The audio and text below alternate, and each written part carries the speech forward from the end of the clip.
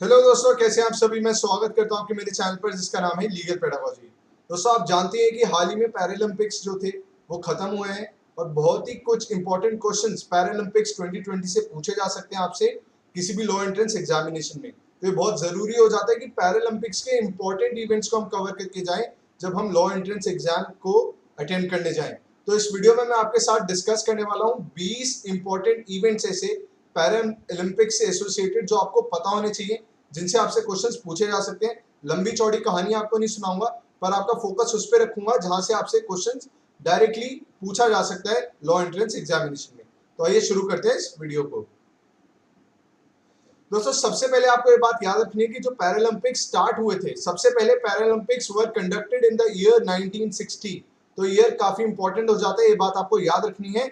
और इस साल जो पैरालंपिक कंडक्ट हुए हैं वो 16th एडिशन था। ये बात आपको याद रखनी है, आपसे एडिशन भी पूछ सकता है। और दोस्तों, पैरालंपिक का ऑफिशियल मैस्कॉट क्या है? वो है सोमेती। पिंक कलर का है, सोमेती नाम है ऑफिशियल मैस्कॉट का। ये बात आपको याद रखनी है। और मोटो क्या था इस साल के पैरालंपिक्स का? United bye emotion. और पैरालंपिक्स हुए कहाँ पे हैं? टोक्यो में हुए, जापान में। जब ओलंपिक्स खत्म होते हैं उसके बाद तुरंत बाद पैरालंपिक्स कंडक्ट किए जाते हैं। दोस्तों, इस साल इंडिया की तरफ से जो ऑफिशियल फ्लैग बियरर पैरालंपिक की ओपनिंग सेरेमनी में रहने वाले थे वो थे मरियप्पन थंगावेलु, जो कि हाई जंपर हैं। पर जब वो फ्लाइट से आ रहे थे तो ऐसा डिटेक्ट किया गया कि वो किसी कोविड पॉजिटिव पेशेंट के साथ टच में आए हैं, जिसकी वजह से वो ओपनिंग सेरेमनी में पार्ट नहीं ले पाए। और फिर इंडिया की तरफ से जो फ्लैग बियरर रहे पैरालंपिक की ओपनिंग सेरेमनी में वो थे टेकचंद। टेकचंद दोस्तों जेवलिन थ्रोवर है, उसके साथ ही साथ वो शॉटपुट में भी पार्टिसिपेट करते हैं।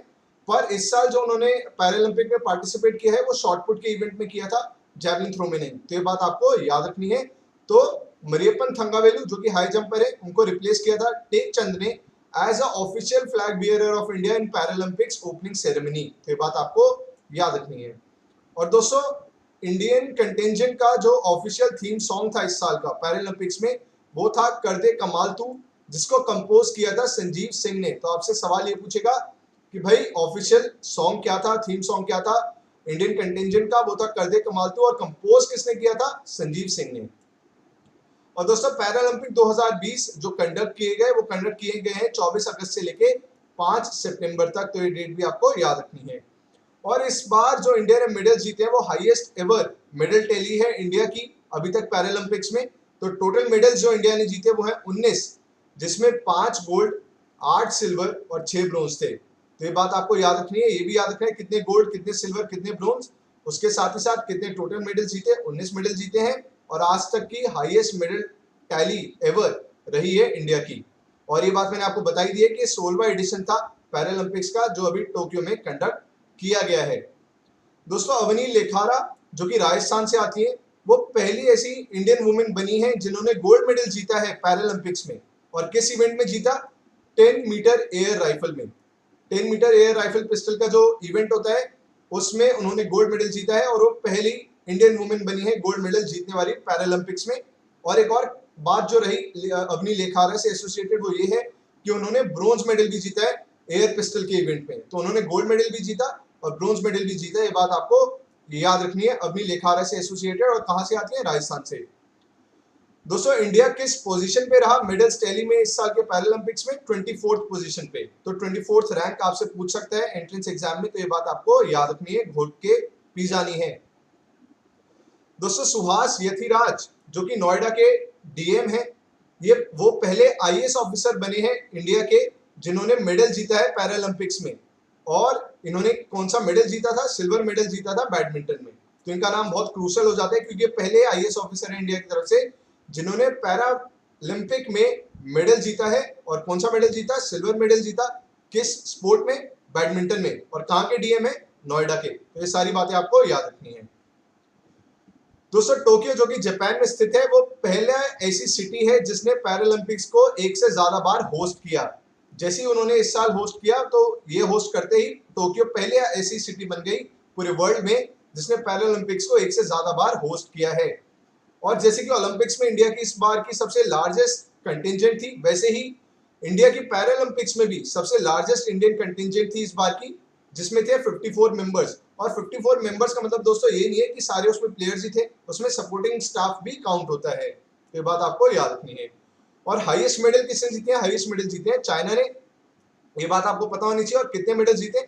207। और दूसरे पायदान पे कौन रहा? Great Britain. ये बातें आपको याद रखनी है। और इंडिया की भी रैंक आपको याद रखनी है, जो कि है 24वीं।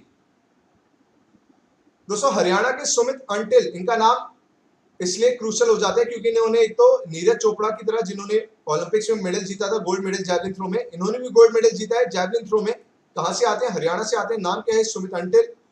और जैसे ही इन्होंने जैवलिन थ्रो में गोल्ड मेडल जीता तो इन्होंने उसके साथ ही एक वर्ल्ड रिकॉर्ड भी स्थापित कर दिया अपनी 68.55 मीटर्स की जो थ्रो थी उसके साथ। तो इन्होंने गोल्ड मेडल तो जीता ही जीता, उसके साथ वर्ल्ड रिकॉर्ड भी बनाया जैवलिन थ्रो में by the throw of 68.55 metres. ये बात आपको याद रखनी है। दोस्तों प्रमोद भगत का नाम इसलिए क्रूशल हो जाता है क्योंकि पहले ऐसे भारतीय बने हैं जिन्होंने गोल्ड मेडल जीता है बैडमिंटन के स्पोर्ट में इंडिया की तरफ से पैरालंपिक इवेंट में।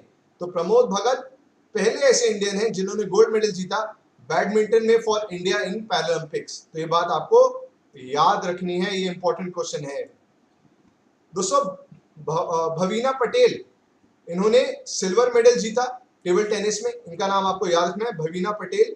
इन्होंने सिल्वर मेडल जीता है टेबल टेनिस में इंडिया की तरफ से पैरालंपिक्स 2020 में। इनका नाम क्रूशल है, इंपॉर्टेंट है।